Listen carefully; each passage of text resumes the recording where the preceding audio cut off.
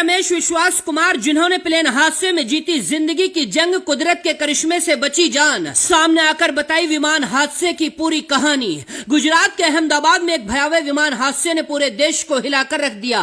Air India की flight जो अहमदाबाद से लंदन के लिए उड़ान भर रही थी, टेक ऑफ के कुछ ही सेकंड बाद मेघानी नगर के रिहायशी इलाके में दुर्घटनाग्रस्त हो गई। इस विमान में 230 यात्री, 12 क्रू मेंबर सवार थे।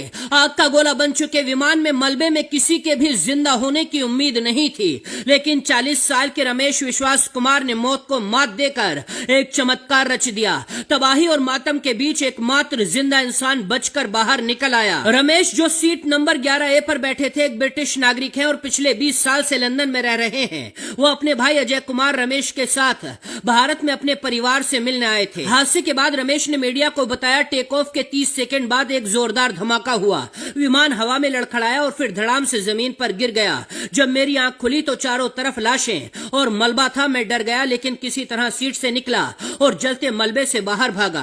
उनके चेहरे और पैरों पर चोट के गंभीर निशान हैं, फिर भी वो लंगड़ाते हुए घटनास्थल से बाहर निकल आए। रमेश का ये बचाव किसी दैवीय चमत्कार से कम नहीं है। पुलिस कमिश्नर के अनुसार रमेश और एक अन्य यात्री ही इस हादसे में जिंदा बचे हैं।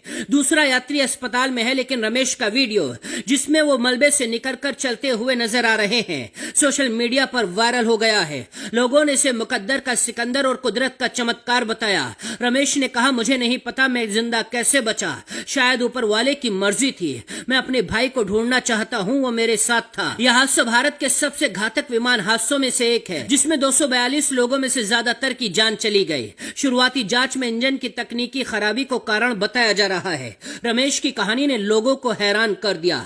एक स्थानीय निवासी ने कहा, विमान आग का गोला बन गया था, कोई कैसे बच सकता है, ये भगवान का करम है। दूसरी तरफ इस विमान हादसे ने पूरे देश को हिलाकर रख दिया है। टाटा कंपनी ने सभी मृतकों को 1-1 करोड़ रुपए देने का ऐलान किया है। घायलों का इलाज मुफ्त में कराया जाएगा और जिस बिल्डिंग पर विमान गिरा, उस बिल्डिंग का निर्माण भी टाटा कंपनी ही कराएगी।